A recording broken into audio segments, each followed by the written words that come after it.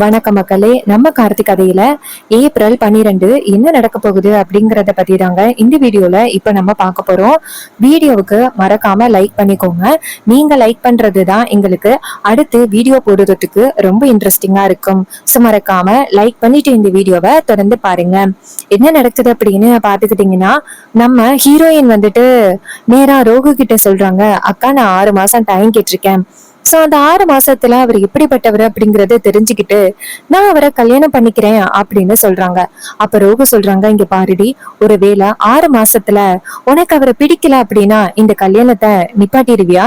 Heroine சொல்றாங்க, கண்டிப்பா அக்கா, எப்படி பிடிக்காதவரை நான் கல்யாணம் பண்ணிக்க முடியும்? அதனால நான் வேண்டான்னு சொல்லிடுவேன். ரோகு சொல்றாங்க, நல்ல முடிவுடி.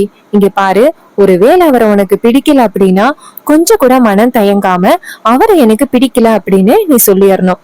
ஹீரோயினும் சரிக்கா அப்படின்னு சொல்றாங்க. அப்புறமா இது எல்லாத்தையுமே ஈஸ்வரி காதுல வாங்குறாங்க. வாங்கிட்டு இது சரிப்பட்டு வராது, 6 மாசம்லாம் நம்ம வெயிட் பண்ணிக்கிட்டு இருக்க முடியாது, இந்த கல்யாணத்தை சீக்கிரமா நடத்தணும். வீட்டுல உள்ள எல்லாருமே நமக்கு எதிரா இருக்காங்க, அந்த டிரைவர் பையில மறுபடியும் வீட்டுக்குள்ள கூட்டிட்டு வந்தே ஆகணும் அப்படின்னு நினைச்சுக்கிட்டு இருக்காங்க. சோ அவங்க நினைக்கிறத கண்டிப்பா நம்ம நிறைவேற்ற விடவே கூடாது.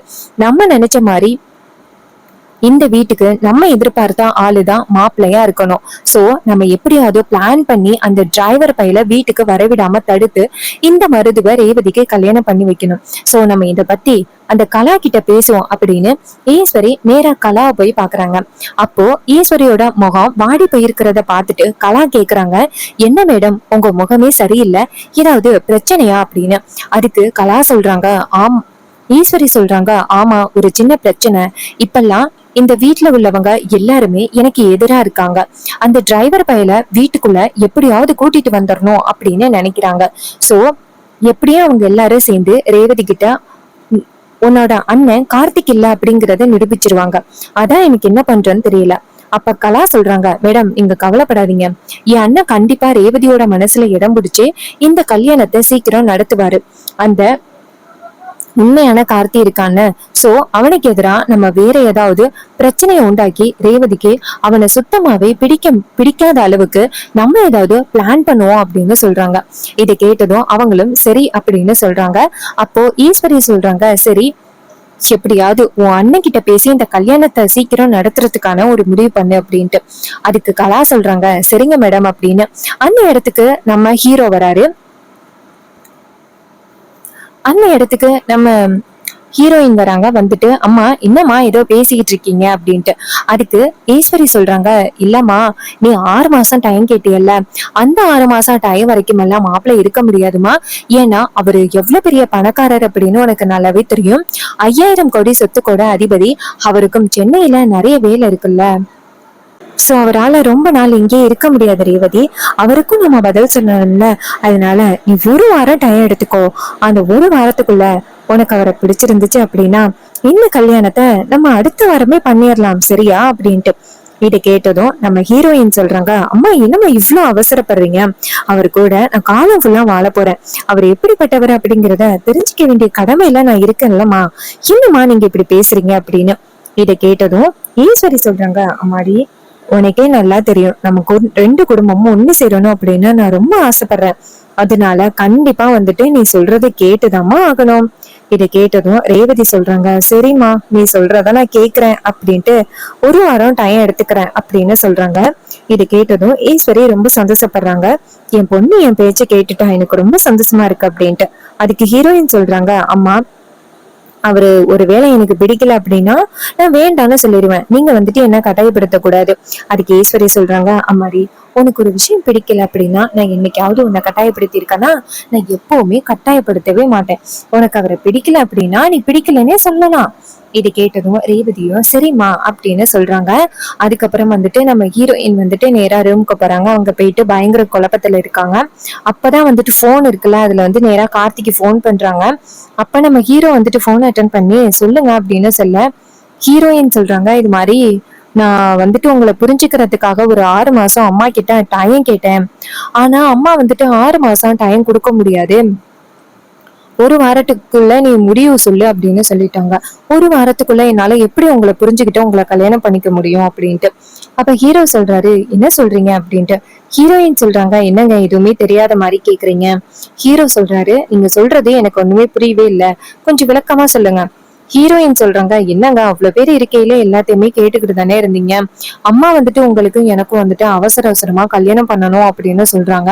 பட் என்ன பொறுத்த வரைக்கும் எனக்கு இந்த கல்யாணம் கொஞ்சம் காலம் கடந்து நடந்தா நல்லா இருக்கும்னு தோணுது எனக்கு. ஏன்னா அப்பையில இருந்தே லவ் பண்ணி கல்யாணம் பண்ணணும் அப்படிங்கறது ஆசை. அதனாலதான் நான் கேட்டேன். இது கேட்டதும் ரொம்பவே ஷாக் ஆகுறாங்க நம்ம ஹீரோ. இங்க பாருங்க, நீங்க என்ன சொல்றீங்க அப்படிங்கறது எனக்கு ஒண்ணும் புரியல. நீங்க சொல்ற மாதிரி வந்துட்டு எனக்கு எந்தவித கல்யாண ஒரு இதுவும் வரல. யாரோ உங்களை வந்துட்டு ஏமாத்துறாங்க. உண்மையாவே என் பேர்ல யாராவது வந்திருக்காங்களா உங்க வீட்டுக்கு அப்படின்னு கேக்குறாங்க. ஹீரோயின் சொல்றாங்க, என்னங்க இப்படி சொல்றீங்க, இது மாதிரி உங்க பேர்ல ஒருத்தர் எங்க வீட்டுக்கு வந்திருக்காரு, அவர்தான் கார்த்தி அப்படின்னு அம்மா வந்து எனக்கு இன்ட்ரோ பண்ணிருக்காங்க. அவரை தான் கல்யாணம் பண்ணிக்கணும் அப்படின்னு அம்மா சொல்லியிருக்காங்க. நீங்க என்னடானா அப்படி நான் வீட்டுக்கே வரல அப்படின்னு சொல்றீங்க, எனக்கு ஒண்ணும் புரியலையே அப்படின்னு சொல்ல ஹீரோ சொல்றாரு, இங்க பாருங்க, உண்மை எது அப்படிங்கிறத நீங்க தீவிரமா தேடினா மட்டும்தான் உங்களுக்கு தெரியும். உண்மையாவே அவர் யாரு அப்படிங்கிறத கண்டுபிடிங்க. அதுக்கப்புறம் யாரு உண்மையான கார்த்தி அப்படிங்கிறத நீங்க தெரிஞ்சுக்கிடுங்க. இது கேட்டதும் ரேவதியும் சரி அப்படின்னு சொல்லிட்டு போனை கட் பண்ணிட்டு, அம்மா எதுக்காக இப்படி பொய் சொல்றாங்க, உண்மையாவே அம்மா தான் பொய் சொல்றாங்களா, இல்ல நம்ம கிட்ட பேசினவரு நம்ம கிட்ட வந்துட்டு பொய் சொல்றாரா அப்படின்னு ஹீரோயினுக்கு ஒரே சந்தேகமா இருக்கு. அப்ப ஹீரோயின் நினைக்கிறாங்க, அப்பா கிட்ட இந்த விஷயத்த பத்தி கேட்போம் அப்படின்ட்டு நேரா அவங்க அப்பாவை போய் பாக்குறாங்க. அப்ப ராஜா நேரா ஹீரோயினை பார்த்து மனசுக்குள்ள நினைக்கிறாரு, பாவு ரேவதி உண்மை எது பொய் எது அப்படின்னு தெரியாம இவ்வளவு குழப்பத்துல இருக்கா, அவளை நினைச்சு பார்த்தா எனக்கு ரொம்பவே கவலையா இருக்கு அப்படின்னு நினைக்கிறாங்க. அப்போ நம்ம ஹீரோயின் கேக்குறாங்க, அப்பா உங்ககிட்ட நான் ரொம்ப முக்கியமான ஒரு விஷயம் கேட்கணும், என்கிட்ட பொய் சொல்லாம உண்மையை சொல்லுவீங்களா அப்படின்னு கேக்குறாங்க. அதுக்கு ராஜா சொல்றாரு, அம்மாடி நீ என்ன விஷயம் கேட்டாலும் நான் கண்டிப்பா உன்கிட்ட என்னைக்குமே பொய் சொல்ல மாட்டேன், சொல்லுமா அப்படின்னு சொல்ல ஹீரோயின் சொல்றாங்க, அப்பா உண்மையை சொல்லுங்கப்பா, இது மாதிரி நம்ம வீட்டுக்கு வந்திருக்கிறவரு உண்மையாவே கார்த்தியா அப்படின்ட்டு. இதை கேட்டதும் அவரே ஷாக் ஆகுறாரு. என்னடா இது, இப்படி நம்ம பொண்ணு நம்ம கிட்ட கேள்வி கேட்கிறாளே, நம்ம என்ன பண்றது அப்படின்னு அவரு நினைக்கிறாரு. அப்போ நம்ம ஹீரோயின் கேக்குறாங்க, அப்பா நான் உங்க பொண்ணு தானே, என்கிட்ட நீங்க போய் சொல்ல மாட்டீங்க அப்படின்னு ஒரு நம்பிக்கையில கேக்குறேன், சொல்லுங்கம்மா சொல்லுங்கப்பா அப்படின்னு சொல்ல அவரு ரேவதிய பார்த்து, அம்மாடி இந்த விஷயத்த நான் சொன்னேன் அப்படின்னா கண்டிப்பா ஈஸ்வரி மேல ரொம்ப கோவப்படுவா. ஹீரோயின் கேக்குறாங்க, அப்பா சொல்லுங்கப்பா, இந்த வீட்டுக்கு வந்திருக்கிறவரு உண்மையான கார்த்தி இல்ல அப்படின்னு எனக்கு தோணுது, சொல்லுங்கப்பா அவர் உண்மையான கார்த்தி இல்ல தானே. உண்மையான கார்த்தி கூட நான் பேசிருக்கேன், அவருக்கும் இவருக்கும் பேசுற வாய்ஸ் வித்தியாசம் நிறையவே இருக்கு. சோ கண்டிப்பா வந்துட்டு என்னால இவரை நம்பவே முடியல, இவர்தான் கார்த்தி அப்படின்னு சொல்லுங்கப்பா அப்படின்னு சொல்ல இதை கேட்டதும் அவர் சொல்றாரு, அம்மாடி உண்மையாவே அவர் வந்துட்டு கார்த்தி கிடையாதுமா, உங்க அம்மா உன்னை ஏமாத்துறதுக்காக இப்படி ஒரு சூழ்ச்சிய பண்ணிருக்காமா. இதை கேட்டதும் ரேவதி ஷாக் ஆகுறாங்க. என்னப்பா சொல்றீங்க அப்படின்னு. அதுக்கு அவங்க சொல்றாங்க, ஆமாமா, ஈஸ்வரிக்கு கார்த்திய சுத்தமாவே பிடிக்காது, திடீர்னு இந்த குடும்பம் ஒண்ணு செய்யறதுக்கு அவங்க உதவி, அவங்கள கூட்டிட்டு வந்தா குடும்பம் ஒண்ணு சேரும் அப்படின்னு சொல்றது எல்லாமே பொய்.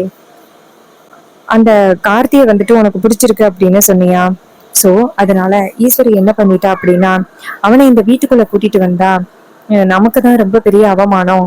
அம்மா அம்மா இறந்ததுக்கு காரணமான அந்த குடும்பத்துல உள்ளவங்க யாரும் வீட்டுக்குள்ள வரக்கூடாது அப்படின்னு நினைச்சா. அதனாலதான் வேற ஒருத்தவனை கார்த்தி அப்படின்னு சொல்லிட்டு கூட்டிட்டு வந்திருக்கா. நீயும் அவரை முன்ன பின்ன பாக்காததுனால அவர்தான் கார்த்தி அப்படின்னு நினைச்சு நீயும் நம்பிட்ட.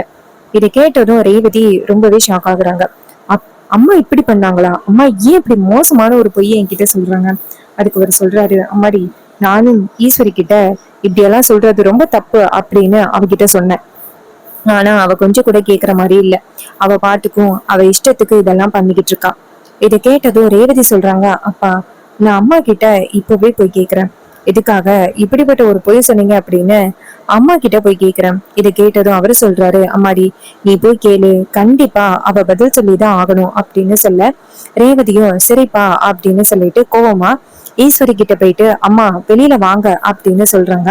அப்ப அந்த மருது அப்புறம் வந்துட்டு அந்த கலா எல்லாரும் அந்த இடத்துக்கு வராங்க, ரோகு எல்லாரும் அந்த இடத்துக்கு வராங்க. அவங்க வந்துட்டு என்னாச்சு அப்படின்னு கேக்குறாங்க. அப்ப ஹீரோயின் சொல்றாங்க, எல்லாரும் சேர்ந்து எதுக்காக என்னை இப்படி ஏமாத்துறீங்க அப்படின்ட்டு. ஈஸ்வரி அவங்க பொண்ணை பார்த்து, அம்மாடி நீ என்ன சொல்ற அப்படின்னு தெரியல, உன்னை நாங்க ஏமாத்துறோமா, நாங்க எதுக்குமா உன்னை ஏமாத்தணும் அப்படின்னு கேக்குறாங்க. ஹீரோயின் சொல்றாங்க, அம்மா உண்மையாவே வந்துட்டு கார்த்தி யாரு, நம்ம வீட்டுக்கு வந்திருக்கிறவரு உண்மையான கார்த்தியே கிடையாது. கார்த்தி அப்படின்னு சொல்லிட்டு எவனையோ கூட்டிட்டு வந்திருக்க. எவனையோ கூட்டிட்டு வரணும் அப்படின்னு அவசியம் என்ன? ஏமா அப்படி என்ன ஏமாத்துறீங்க? உங்களுக்கு நான் அப்படி என்ன துரோகம் பண்ணேன்? உங்க மேல நான் இன்னும் பாசமா தானே இருக்கிறேன். ஏமா என்ன அப்படி நம்பிக்கை துரோகம் பண்றீங்க அப்படின்னு சொல்லிட்டு கேக்குறாங்க. இதை கேட்டதும் ஈஸ்வரி சொல்றாங்க, இங்க பாரு, யார் சொன்னது? உங்க அப்பா சொன்னாரா அப்படின்னு.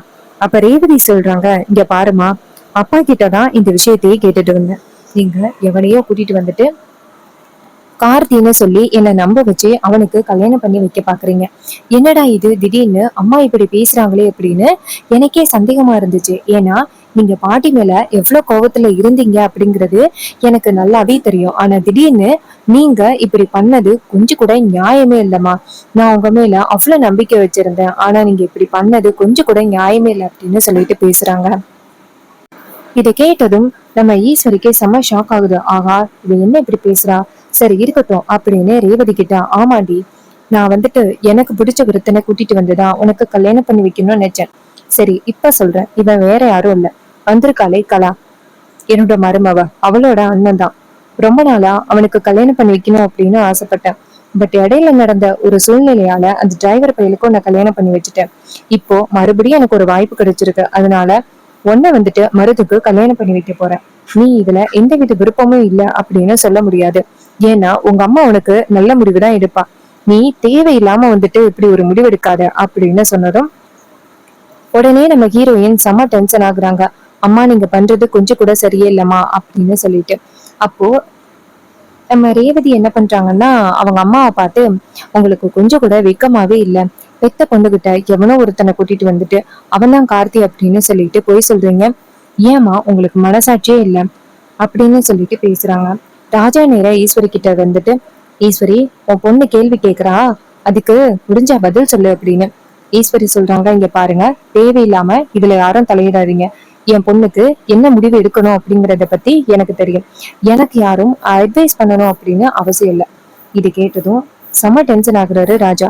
இதே மாதிரி முடிவு பண்ணி பெத்த பொண்ணோட வாழ்க்கைய நீ கேள்விக்குறியாக்கிட்டு இருக்க, உனக்கெல்லாம் இறக்கமே இல்லை அப்படின்னு சொல்லிட்டு பேசுறாங்க.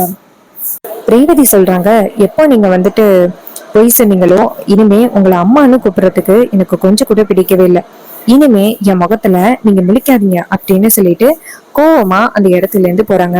இதை பார்த்துட்டு ஈஸ்வரி செம ஷாக் ஆகுறாங்க. என்னடா இது இப்படி சொல்றாங்களே அப்படின்னு ரொம்ப அதிர்ச்சி ஆகுறாங்க. அப்போ நம்ம ஹீரோ என்ன பண்றாருன்னா, நேரா அந்த இடத்துக்கு வராரு. வந்துட்டு நேரா அவங்க அத்தை கிட்ட, அத்தை நான் தான் உண்மையான கார்த்தி அப்படின்னு சொல்லுங்களேன், அப்பதான் ஈஸியா இருக்கும். அதுக்கு ஈஸ்வரி சொல்றாங்க, டேய் உன்னை இந்த வீட்டு பக்கமே வரக்கூடாது, என் பொண்ணு முகத்துல முழிக்க கூடாது அப்படின்னு சொல்லியிருக்கேன். ஆனா நீ எவ்வளவு தைரியம் இருந்தா நீ இந்த பக்கம் வந்திருப்ப அப்படின்னு சொல்லிட்டு பேசுறாங்க. அப்ப ஹீரோ சொல்றாரு, இங்க பாருங்க, நான் உங்க மேல ரொம்ப மதிப்பும் மரியாதையும் வச்சிருந்தேன். நீங்க எப்ப இந்த மாதிரி தேவையில்லாத வேலை பண்ணீங்களோ அப்பயே வந்துட்டு உங்களையா என் அத்தையா நினைச்சேன் அப்படின்னு எனக்கே ரொம்ப வெக்கமா இருக்கு.